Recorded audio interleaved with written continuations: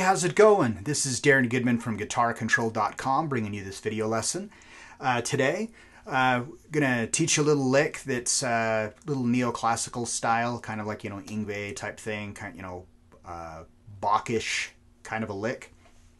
That's just on the first and second string, and what's kind of cool about it is it's just kind of a way to see how you can connect through the positions of all the positions of like the major scale, but instead of being playing across this way, you're connecting through them just on the first and second string. So be sure to click on the link in the description for the tabs, and let's get close up and take a look at this.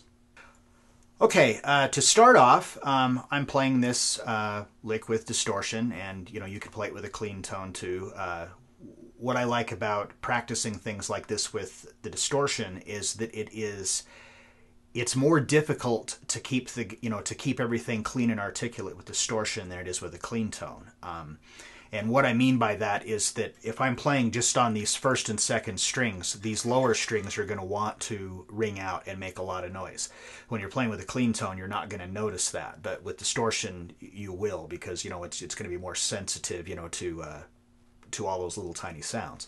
So what I do is I take this part of my hand and I actually just rest it on these lower strings, so that way when I'm playing on the higher strings, you don't hear these lower strings ring out. And also I have got my pickup selector switch all the way up, so I'm just on the neck pickup alone, because I just kind of like the way it sounds that way better, and that's kind of that's how like how Yngwie does it, stuff, all those types of players. So that's what I do. All right, so let's take a look at this. So we're going to start off. We're on the 17th fret of the second string with our first finger, and then on the let's see, what would that be? The 20th fret of the first string with my third finger. So for this, I'm just using my first three fingers just because the frets are very close together. I mean, I'm an avid, believer in using your pinky, but in this case where, you get up this high and the frets are so close together, it just starts getting kind of cramped. So I tend to just use my first three fingers on a lot of times and stuff like this. All right, so we're going to play that note on the 17th fret, and then we're going to go to the 20th fret on the first string with our third finger, so, and then from there to the 19th fret on the first string with our second finger, and then back to the 20th fret. So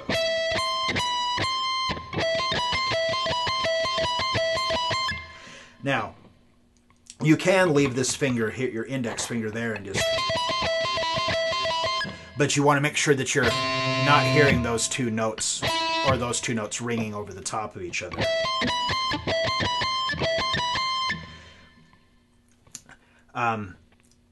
Okay, so that is, and this is in 16th notes, by the way, so that is beat number 1.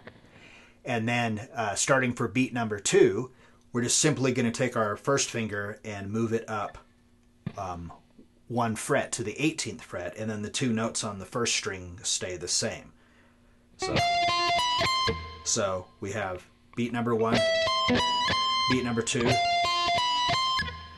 and then for beat number 3, we just go back and do the same thing we did on beat number 1. So we just move our index finger back to the 17th fret. So first 3 beats.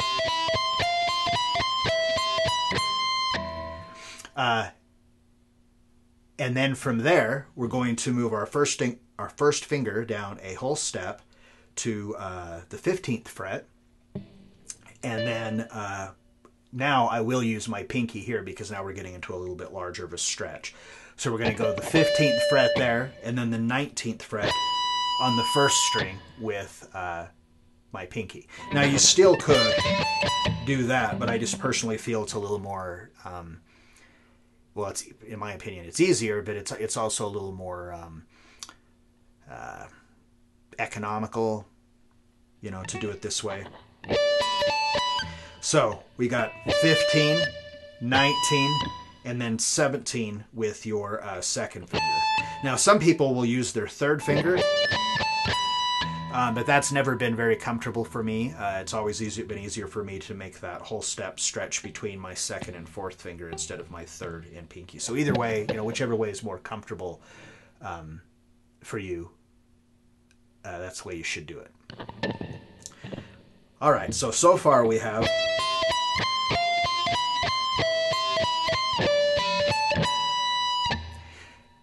And that takes care of the first measure. And then from there, we're just going to simply slide down a whole step again. So now we're on the 13th fret of the second string with our first finger. And the 17th fret of the first string with our fourth finger again. And then to the 15th fret with our second finger. So it's played identical to this previous position. You just move it down a whole step. So...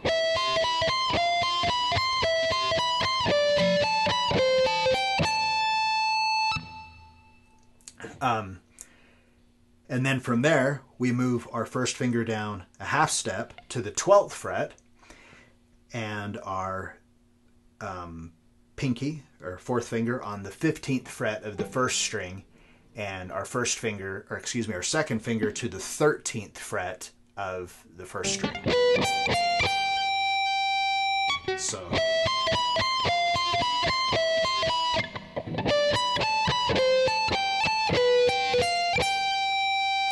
And then from there, we're going to move down an entire whole step again to the 10th fret. And then with our first finger, 10th fret, second string with your first finger, and then to the 13th fret of the first string with your fourth finger. And then the other note is the 12th fret of the first string with your third finger. And then we're just going to simply from there move our index finger up one fret to the 11th fret and keep the other two notes the same. So it's... And then back to the 10th fret again. And then our first finger from there will go down to the 9th fret. And then our fourth finger on the 12th fret. And our second finger on the 10th fret.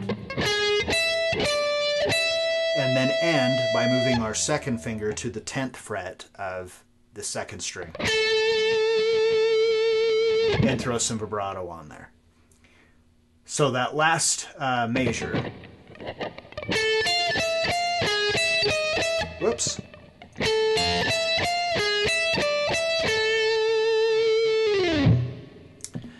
All right, so... the entire thing again, slowly.